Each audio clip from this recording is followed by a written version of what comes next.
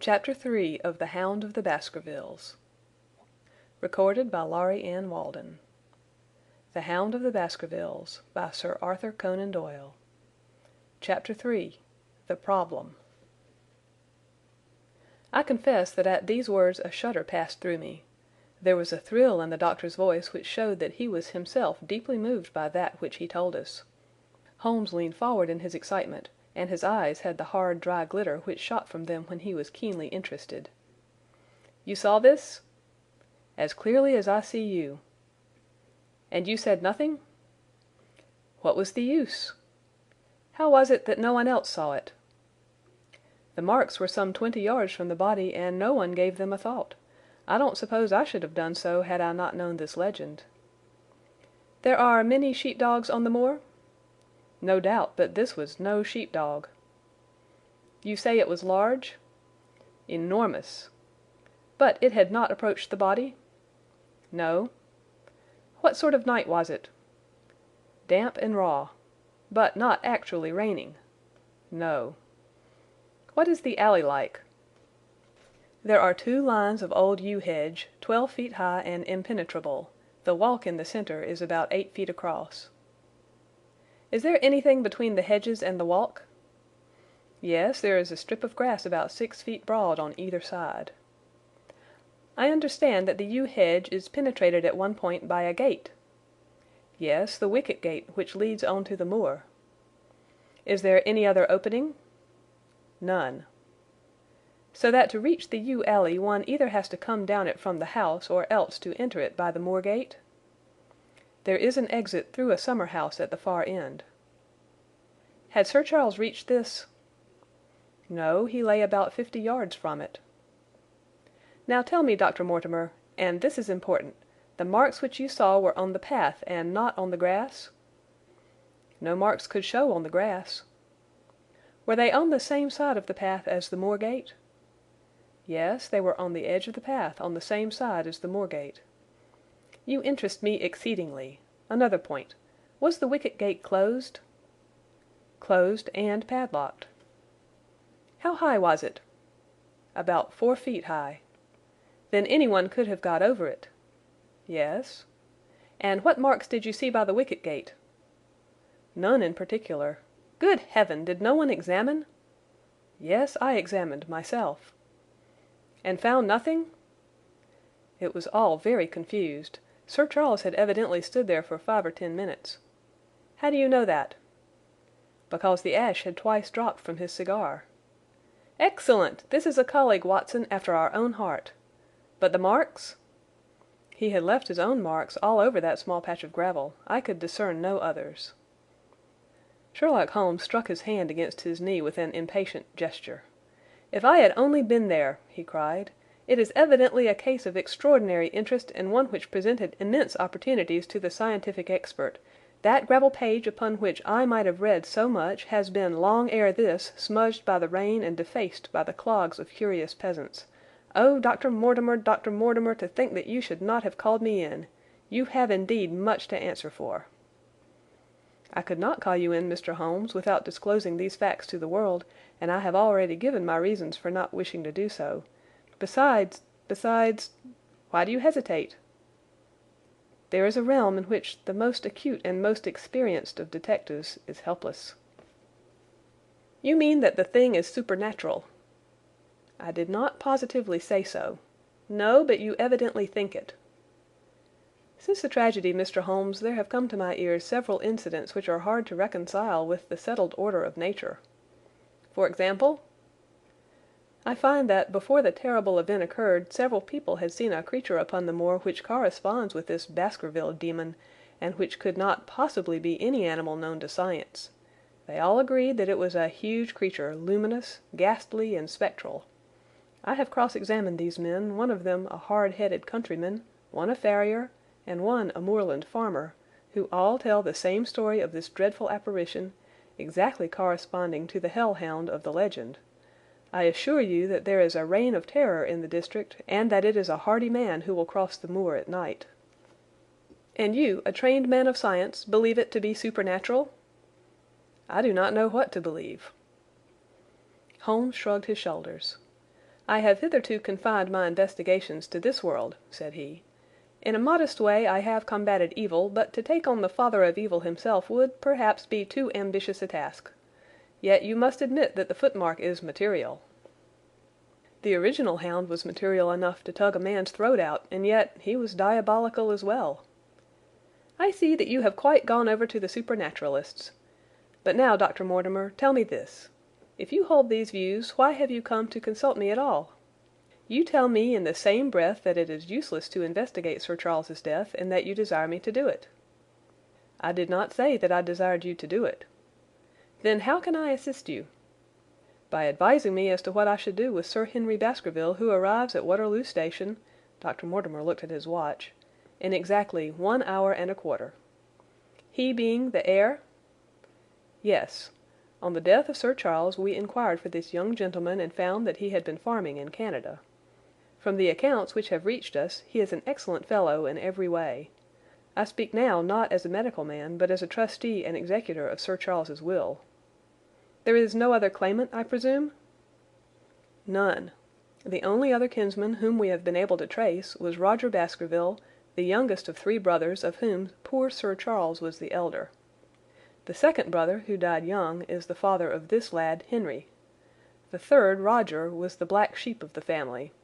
He came of the old masterful Baskerville strain and was the very image, they tell me, of the family picture of old Hugo. He made England too hot to hold him, fled to Central America, and died there in 1876 of yellow fever. Henry is the last of the Baskervilles. In 1 hour and 5 minutes I meet him at Waterloo Station. I have had a wire that he arrived at Southampton this morning. Now, Mr. Holmes, what would you advise me to do with him?" "Why should he not go to the home of his fathers?" "It seems natural, does it not? And yet consider that every Baskerville who goes there meets with an evil fate. I feel sure that if Sir Charles could have spoken with me before his death, he would have warned me against bringing this, the last of the old race, and the heir to great wealth, to that deadly place. And yet it cannot be denied that the prosperity of the whole poor, bleak countryside depends upon his presence. All the good work which has been done by Sir Charles will crash to the ground if there is no tenant of the hall. I fear lest I should be swayed too much by my own obvious interest in the matter, and that is why I bring the case before you and ask for your advice." Holmes considered for a little time. "Put into plain words, the matter is this," said he. "In your opinion, there is a diabolical agency which makes Dartmoor an unsafe abode for a Baskerville. That is your opinion?" "At least I might go the length of saying that there is some evidence that this may be so." "Exactly. But surely if your supernatural theory be correct, it could work the young man evil in London as easily as in Devonshire. A devil with merely local powers like a parish vestry would be too inconceivable a thing." "You put the matter more flippantly, Mr. Holmes, than you would probably do if you were brought into personal contact with these things. Your advice, then, as I understand it, is that the young man will be as safe in Devonshire as in London. He comes in 50 minutes. What would you recommend?" "I recommend, sir, that you take a cab, call off your spaniel who is scratching at my front door, and proceed to Waterloo to meet Sir Henry Baskerville." "And then?" "And then you will say nothing to him at all until I have made up my mind about the matter." "How long will it take you to make up your mind?" 24 hours. At 10 o'clock tomorrow, Dr. Mortimer, I will be much obliged to you if you will call upon me here, and it will be of help to me in my plans for the future if you will bring Sir Henry Baskerville with you." "I will do so, Mr. Holmes." He scribbled the appointment on his shirt cuff and hurried off in his strange, peering, absent-minded fashion. Holmes stopped him at the head of the stair. "Only one more question, Dr. Mortimer. You say that before Sir Charles Baskerville's death several people saw this apparition upon the moor?" "3 people did." "Did any see it after?" "I have not heard of any." "Thank you. Good morning." Holmes returned to his seat with that quiet look of inward satisfaction which meant that he had a congenial task before him. "Going out, Watson?" "Unless I can help you." "No, my dear fellow, it is at the hour of action that I turn to you for aid. But this is splendid, really unique from some points of view. When you pass Bradley's, would you ask him to send up a pound of the strongest shag tobacco? Thank you. It would be as well if you could make it convenient not to return before evening. Then I should be very glad to compare impressions as to this most interesting problem which has been submitted to us this morning." I knew that seclusion and solitude were very necessary for my friend, in those hours of intense mental concentration during which he weighed every particle of evidence, constructed alternative theories, balanced one against the other, and made up his mind as to which points were essential and which immaterial. I therefore spent the day at my club, and did not return to Baker Street until evening. It was nearly 9 o'clock when I found myself in the sitting-room once more.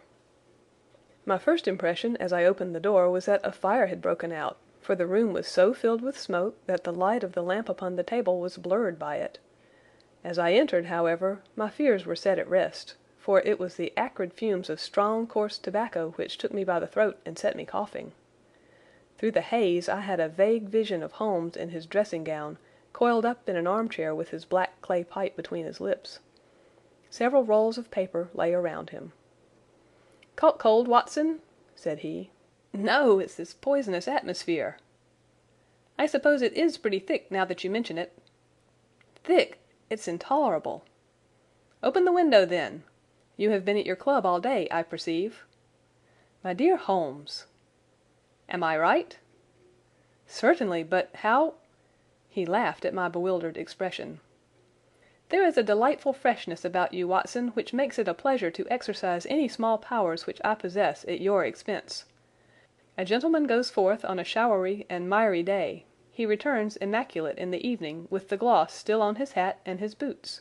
He has been a fixture, therefore, all day. He is not a man with intimate friends. Where, then, could he have been? Is it not obvious?" "Well, it is rather obvious. The world is full of obvious things which nobody by any chance ever observes. Where do you think that I have been?" "A fixture also." "On the contrary, I have been to Devonshire." "In spirit?" "Exactly. My body has remained in this armchair and has, I regret to observe, consumed in my absence 2 large pots of coffee and an incredible amount of tobacco. After you left I sent down to Stamford's for the ordnance map of this portion of the moor, and my spirit has hovered over it all day. I flatter myself that I could find my way about." "A large-scale map, I presume?" "Very large." He unrolled one section and held it over his knee. "Here you have the particular district which concerns us. That is Baskerville Hall in the middle." "With a wood round it?"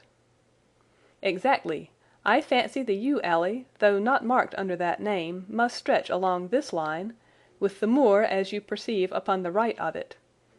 This small clump of buildings here is the hamlet of Grimpen, where our friend Dr. Mortimer has his headquarters.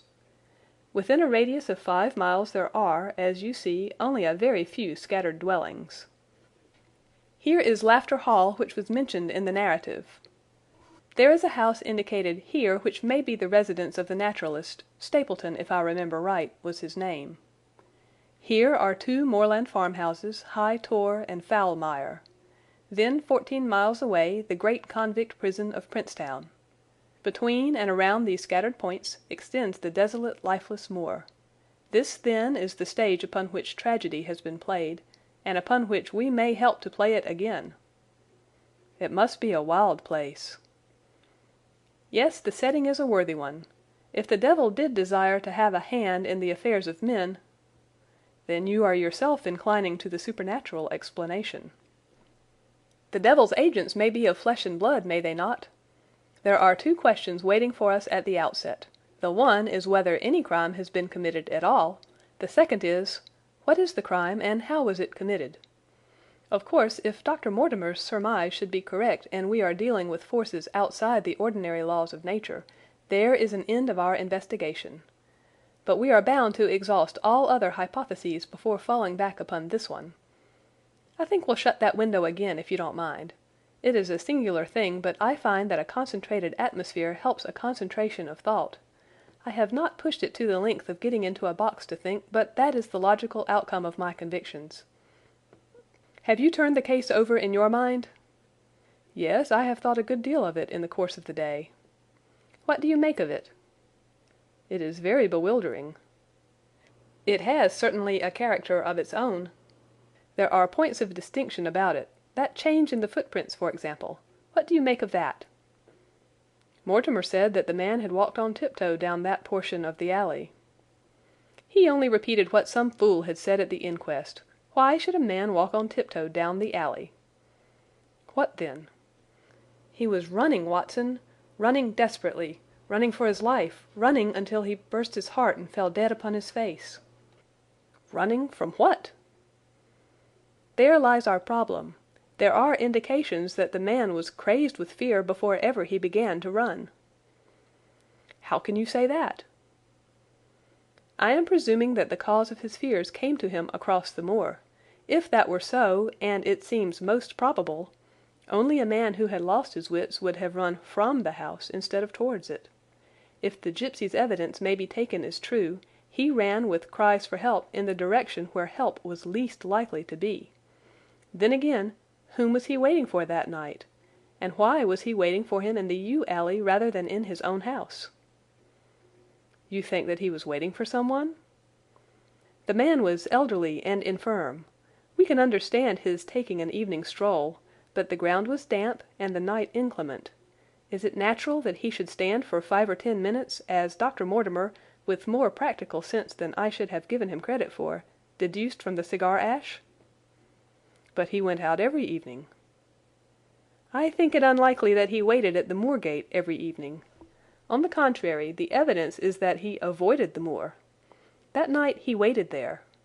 It was the night before he made his departure for London. The thing takes shape, Watson. It becomes coherent. Might I ask you to hand me my violin, and we will postpone all further thought upon this business until we have had the advantage of meeting Dr. Mortimer and Sir Henry Baskerville in the morning." End of Chapter 3.